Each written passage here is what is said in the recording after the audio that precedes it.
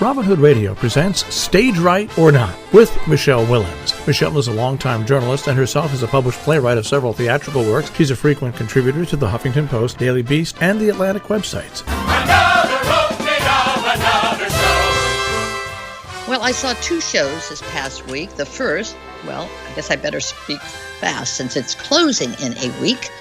And that would be Chicken and Biscuits at Circle in the Square. Now, this one has had a checkered run, filled by COVID closings off and on, and obviously not selling enough tickets. But you know what? If you have time this week, go see it.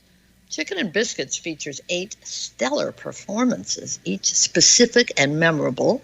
The best-known names likely are Norm Lewis and Michael Urie, both doing great work. Urie is the only white member of the cast, and a Jewish one at that, which makes for some fun stuff. It all takes place at a funeral in a black church. Well, there's no food offered the audience, but Chicken and Biscuits is appetizing, funny. If you want to get over the X, get under the next. That's just one line I remember. It's often surprising with plenty of moving family moments. It also has a few too many endings, but so be it.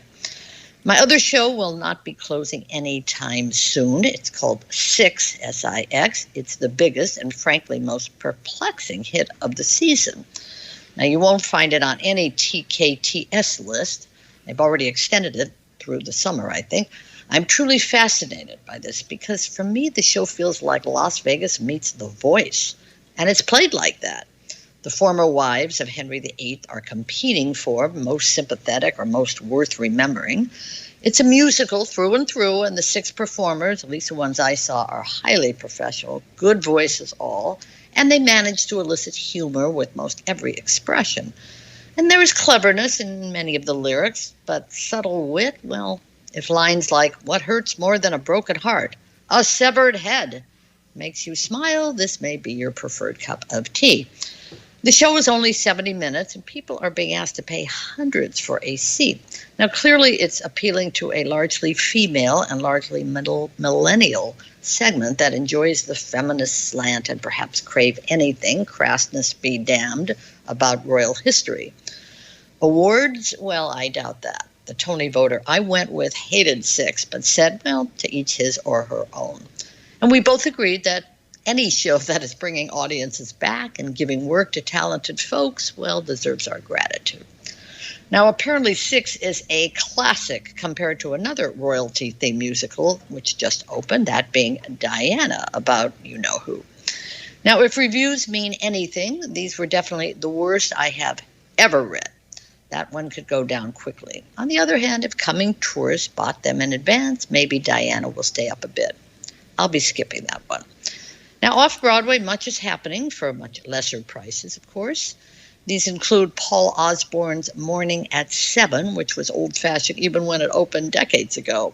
It became a regional theater darling, and 2 Broadway revivals were done about it, or on it, likely because it provides strong roles for, well, shall we say, aging actors.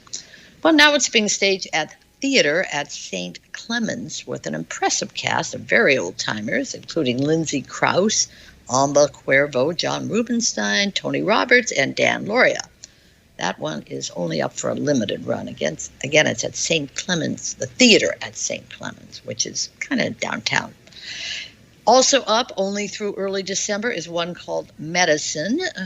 Well, not the best title. At the always challenging St. Anne's. This one is supposed to be Freudian and, I don't know, surreal, but anyway, always interesting stuff at St. Anne's in Brooklyn. And then the Alchemist is the latest, well, at this time, newest production from the always out there Red Bull Theater Company. And this one is playing at New World Stages on West 50th, Midtown. The runtime is 2 hours. It's a farce adapted by Jeffrey Hatcher, directed by Jesse Berger. And off.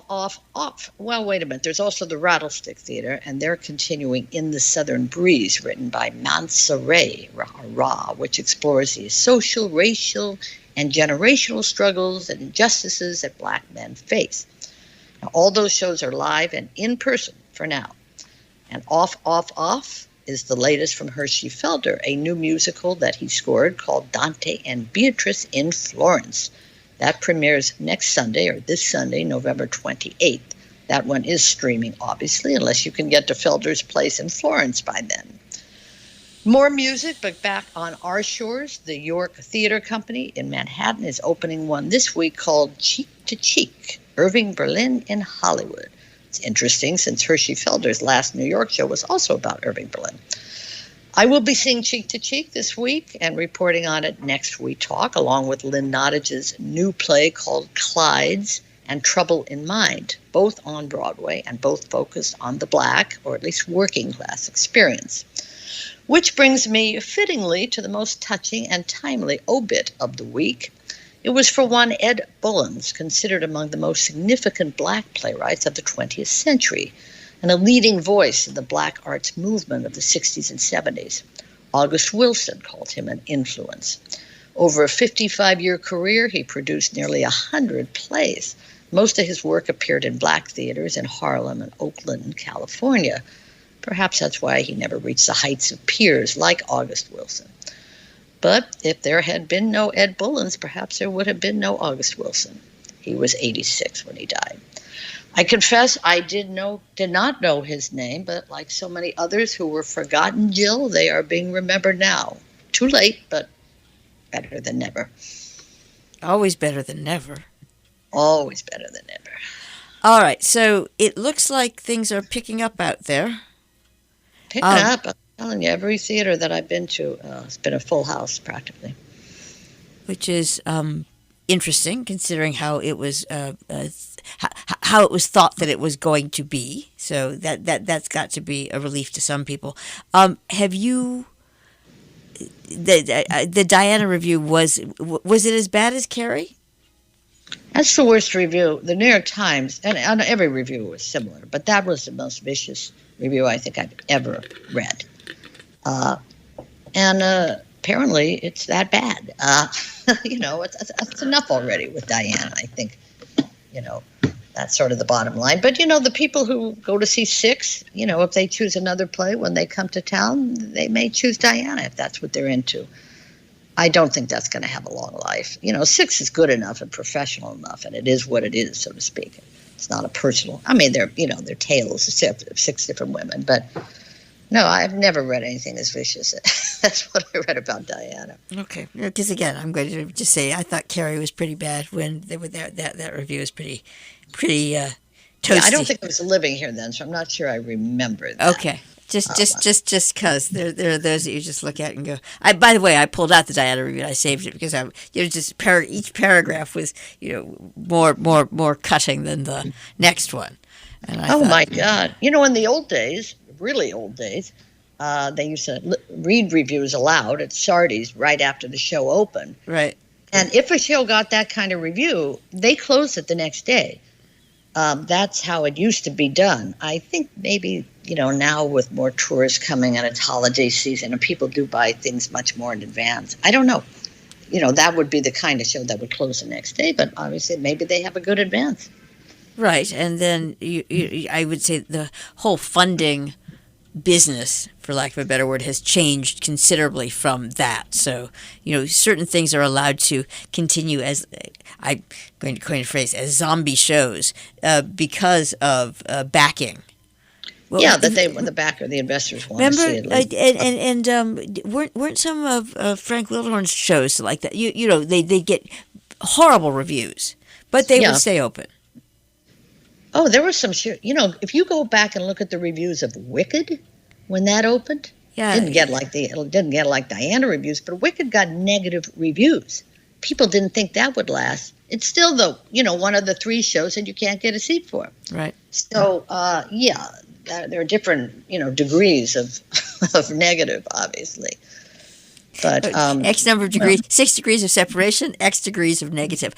And I noticed also the Music Man. I've struck, as I mentioned to you earlier. There's this new thing. These banner, the banner adverts at the front of the New York Times instead of just in Arts and Leisure where they used to be. So. Yeah, and those are usually things that those investors we talked about want to see because, hey, I put money in this. You better put money in investing in advertising for the show. I will say I can't believe Music Man needs that. They are already selling. They just put out a new block of tickets for August. August. This is not even December. That means that all the shows are selling out.